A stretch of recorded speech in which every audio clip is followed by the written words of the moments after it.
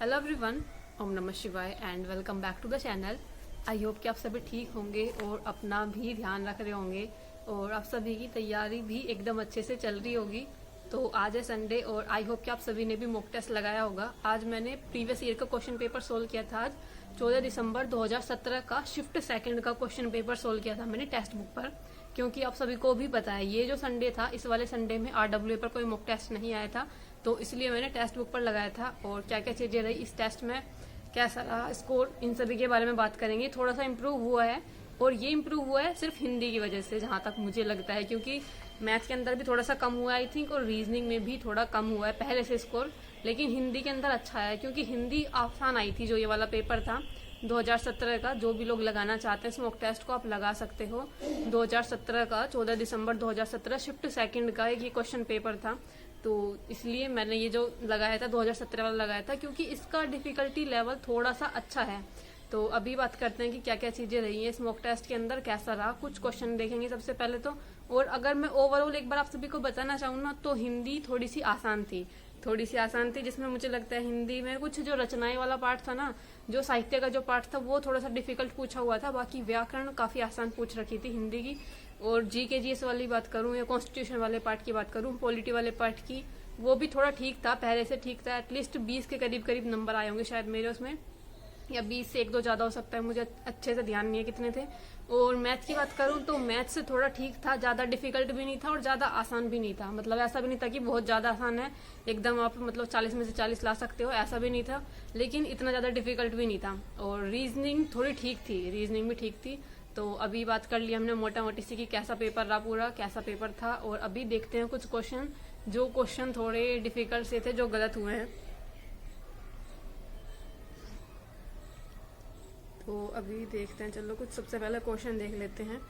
देखो हिंदी के अंदर ना एक क्वेश्चन आया था कि जहाँ किसी की बात किसी और पर डालकर कही जाए वहाँ कौन सा अलंकार होता है। हिंदी के अंदर ये क्वेश्चन आया था, तो मैंने इसका लगाया था कि इसमें होता है दृष्टांत अलंकार, क्योंकि मैंने ये दोनों मतलब ये अलंकार पढ़ रखा है। देखो जो इन्होंने माना है ना ऑप्शन, इन्होंने माना है अन्योक्ति अलंकार है इसके अंदर, लेकिन मुझे लग रहा था कि दृष्टांत होना चाहिए, क्योंकि अन्योक्ति अलंकार जो मैंने पढ़ा है, जहां तक मैंने पढ़ा है, ये अरुण सर से, जो करियर व्हील पर पढ़ाते हैं, आप सभी को ध्यान होगा। तो उन्होंने बताया कि अन्योक्ति अलंकार उसमें होता है जब किसी दूसरे के द्वारा कही गई युक्ति हो, जैसे कि कुछ नारे हो गए, जैसे कुछ नारे दिए गए थे, जैसे दिल्ली चलो का नारा हो गया, या और कुछ इस तरह के जो नारे थे ना, यानी कि जो किसी स्पेशल किसी इंसान ने खुद से कहे हैं ना, तो वो अन्योक्तियों में जाता है अलंकार। लेकिन यहाँ पर तो ऐसी बात नहीं कही गई, यहाँ पर तो बोल रहा है कि किसी बात को किसी और पर डालकर कहा जा रहा है, इसलिए मैंने दृष्टांत अलंकार लगाया था।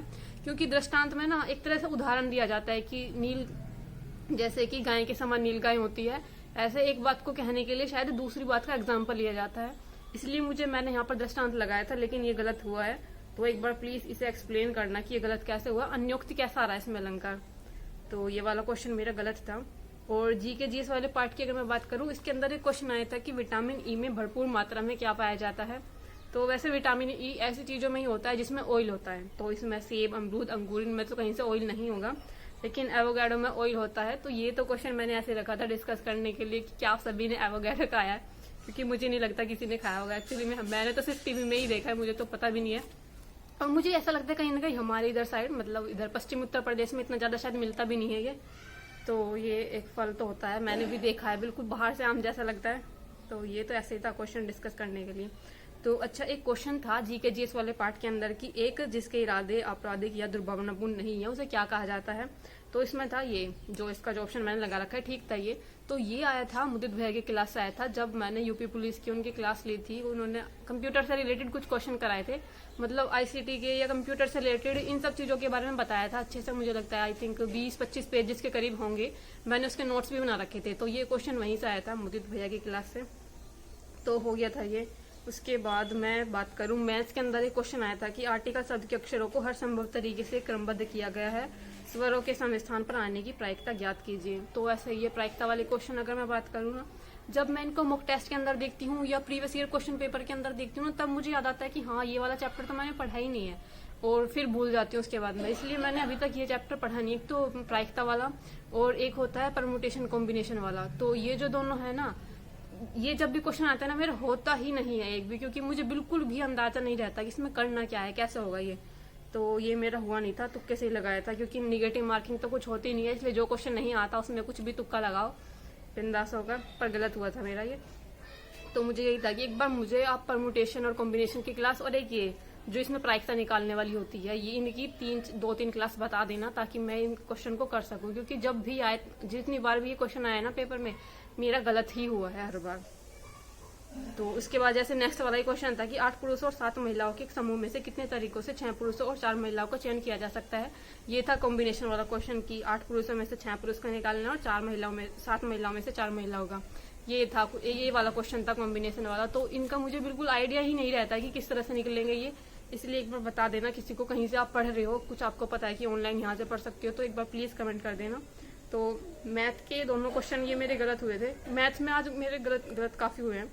एक क्वेश्चन था कि एक जिले में कुल नागरिकों में से 10% को अपराध का दोषी ठहराया गया, लेकिन कुल अपराधियों में से 20% अपराध करने के बाद भी बच जाते हैं। नागरिकों की कुल संख्या का कितना प्रतिशत अपराधी है। मैंने काफी अच्छे से करा था, मुझे लग भी रहा था कि मैंने ठीक किया है, लेकिन फिर भी मेरा गलत आया था इस क्वेश्चन का आंसर। तो उसके बाद एक क्वेश्चन आया था ज्योमेट्री से ही मान लो इसको। वैसे मुझे पता नहीं था कि ज्योमेट्री का भी क्वेश्चन आता है, क्योंकि ज्यादातर जब इतने भी मैंने मॉक टेस्ट दिए हैं यूपीएसआई के, ज्यादातर उसमें ज्योमेट्री से कोई क्वेश्चन नहीं बनता। तो शायद ये पहला ही क्वेश्चन था मेरे लिए। तो एक सर्कल बना हुआ था, सर्कल में 2 कोण दिए हुए थे, 20 डिग्री और इधर 30 डिग्री, और जो कोण निकालना था बीओसी निकालना था इसके लिए। वैसे हम सभी पढ़ते आए हैं कि जो वृत्त के अंदर जो कोण बनता है, तो केंद्र पर जो कोण बनता है ना, वो 2 गुना बनता है परिधि पर बने हुए कोण का। परिधि पर बने हुए कोण की इन्होंने वैल्यू नहीं दी है, इन्होंने ये जो 2 कोण दिए हैं, अगर ये भी ना पूरे ट्रायंगल होता तब तो मैं निकाल पाती, लेकिन मुझे ये समझ नहीं आ रहा था कि मैं कोण ए कैसे निकालूं। अगर एक बार कोण ए निकल जाता ना, तो जो यहाँ पर जो ओ पर बनता ना कोण, वो उसका डबल होता जो ए पर कोण बनता, क्योंकि परिधि पर जो कोण बनेगा ना उसका डबल होगा ओ पर बना हुआ कोण। तो ये थ्योरम तो मुझे पता थी कि ये वाली थ्योरम लगेगी, लेकिन मैं ए का नहीं निकाल पा रही थी यहाँ से कि ए का कैसे निकालूं मैं, क्योंकि ये जो आप देख रहे हो ना, ये भी पूरा ट्रायंगल नहीं बन रहा, ये भी ना 4 भुजा से क्या आकृति बन रही है, इस वजह से ये मेरा हुआ नहीं था। और उसके बाद एक क्वेश्चन था रीजनिंग में था, शायद कैलेंडर वाले चैप्टर से कि किस वर्ष का कैलेंडर वही होगा जो 2056 का होगा। तो 2056 एक लीप ईयर है, और लीप ईयर का कैलेंडर जो है ना 28 साल बाद रिपीट होता है। तो ये वाला क्वेश्चन को आप भी डायरेक्ट याद रखना कि जब भी कोई लीप ईयर आए उसके बाद पूछा जाए कि ये लीप ईयर कब दोबारा से रिपीट होगा, तो उसमें 28 ऐड कर देना। जैसे 56 में 2056 में 28 ऐड करोगे तो 2084 आ जाएगा। तो हो गया था ये वाला।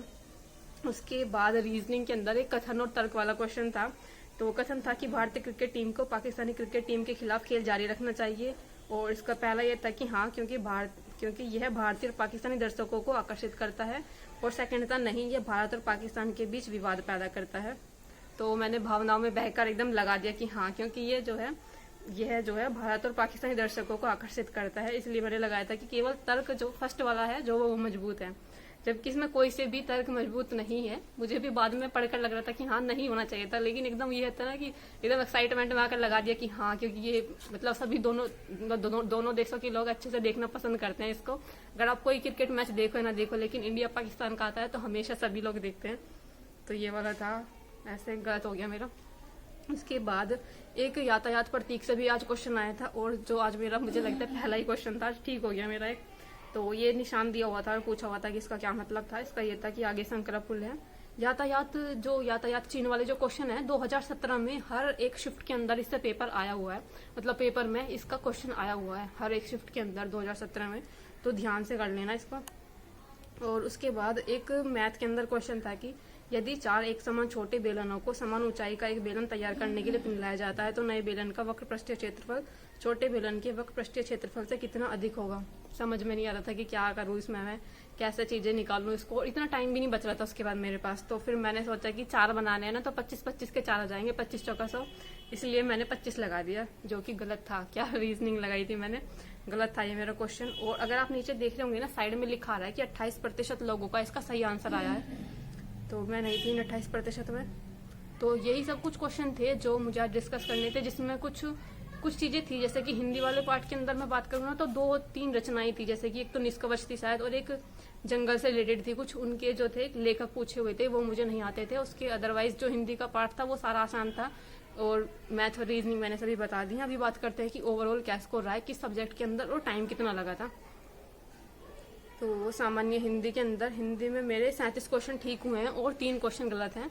और 3 क्वेश्चन ना यही थे जो मैंने आप सभी को बताया। एक तो निष्कवच था शायद, उसका लेखक पूछा हुआ था, और एक जंगल से रिलेटेड कोई कहानी थी उसका था, और एक ये दृष्टांत अलंकार वाला जो मैंने आपको बताया था अभी क्वेश्चन। ये 3 क्वेश्चन गलत थे मेरे इसमें मैंने टाइम लिया था 7 मिनट का, क्योंकि अगर आपने ये क्वेश्चन पेपर सोल्व किया होगा तो आपको पता होगा कि आसान आई थी हिंदी इस पेपर के अंदर। उसके बाद कानून, संविधान और सामान्य ज्ञान वाले में मेरे 21 क्वेश्चन ठीक थे, 19 क्वेश्चन गलत थे। 10 मिनट का इसको करने में टाइम लगा था। इसमें भी चलो ठीक है स्कोर पहले से, तो क्योंकि कभी कभी मेरा 17-18 भी आ जाता है इसके अंदर स्कोर, तो 21 मुझे ठीक ही लग रहा है फिर भी। उसके बाद मैथ्स की अगर मैं बात करूँ ना, मैथ्स मुझे कहीं ना कहीं थोड़ा सा डिफिकल्ट लगा इस 2017 वाले पेपर का। मेरे 27 क्वेश्चन ठीक हुए थे, 13 क्वेश्चन गलत, और 51 मिनट का इसको करने में टाइम लगा था मैथ्स वाले पार्ट को। तो 27 ठीक थे, 13 गलत थे, 51 मिनट में हो गए थे। उसके बाद रीजनिंग पर आते हैं। रीजनिंग वाले पार्ट में मेरे 31 क्वेश्चन ठीक थे, 9 क्वेश्चन गलत थे, और 47 मिनट का इसको करने में टाइम लगा था। तो रीजनिंग और मैथ्स में ना इक्वल सा ही टाइम लगा है, 47 इधर लगा है 51, चलो थोड़ा सा कम ज्यादा है, लेकिन दोनों में ही मुझे लगता है कुछ थोड़ा ज्यादा टाइम लग गया, स्पेशली रीजनिंग के अंदर, क्योंकि रीजनिंग में इतने सोल्व करने वाले क्वेश्चन नहीं होते, फिर भी मुझे ज्यादा टाइम लगा है 47 मिनट। तो यही था कुछ किसी सब्जेक्ट के अंदर सब में क्या क्या स्कोर रहा था। और अब बात करते हैं कि ओवरऑल क्या रहा है स्कोर। तो ओवरऑल अगर मैं स्कोर की बात करूं तो टोटल मिलाकर 290 बने हैं इस बार मेरे। परसेंटाइल 95 बनी है, एक्यूरेसी 72 है। सारे क्वेश्चन अटेम्प्ट किए थे, रहा कोई नहीं था, सभी 160 के 160 क्वेश्चन अटेम्प्ट कर दिए थे। जितने मुझे आते थे उतने मैंने खुद से किए थे, जो 1-2 नहीं आते थे उसमें तुक्के लगाए थे, क्योंकि निगेटिव मार्किंग इस पेपर के अंदर होती नहीं है। यही तो इस एक पेपर की खास बात है कि इसमें निगेटिव मार्किंग नहीं होती। तो आज संडे था और आज मैंने यही 2 मॉक टेस्ट लगाए थे। एक तो मैंने यूपीएसआई का लगाया था और एक लगाया था मैंने दिल्ली पुलिस का। और दिल्ली पुलिस का आई थिंक मैंने 12 बजे के करीब लगाया होगा शायद। तो दिल्ली पुलिस वाले में क्या स्कोर रहा, इसका जो दिल्ली पुलिस का जो मॉक टेस्ट है, इसका जो एनालिसिस है वो मंगलवार में आ जाएगा। और जो मैंने यूपीएसआई का जो मॉक टेस्ट लगाया है, इसका एनालिसिस जो है मंडे में आ जाएगा, मतलब इसकी वीडियो अपलोड हो जाएगी। तो इस तरह का रहा है कुछ स्कोर। थोड़ी बहुत चीजें इंप्रूव भी हुई हैं, कभी कभी ऐसा लगता है कि हाँ कुछ इंप्रूव हो रहा है, लेकिन जी के जीएस वाले पार्ट को जब देखती हूँ ना तो मुझे ऐसा लगता है पता नहीं इंप्रूव हो भी रहा है या नहीं हो रहा है, या फिर सिर्फ ऐसा हो रहा है कि मैं तुक्के से लगा रही हूँ, जो चीजें वो ठीक हो जा रही हैं। यूपीएसआई की मैं बात कर रही हूँ कि निगेटिव मार्किंग होती नहीं है, सारे क्वेश्चन अटेम्प्ट करती हूँ, तो इसलिए ज्यादा पता नहीं रहता कि मुझे खुद से कितने आते थे और कितने मेरे जो है सिर्फ तुक्का लगाने की वजह से ठीक हुए हैं। तो इसलिए यूपीएसआई में जीके वाला पार्ट या संविधान वाला पार्ट मेरा सही से नहीं चल रहा अभी। तो इस तरह से चल रही है तैयारी। बाकी आपका कोई क्वेश्चन रहेगा तो प्लीज कमेंट कर देना। मिलते हैं नेक्स्ट वीडियो में, तब तक के लिए bye bye, take care and Radhe Radhe.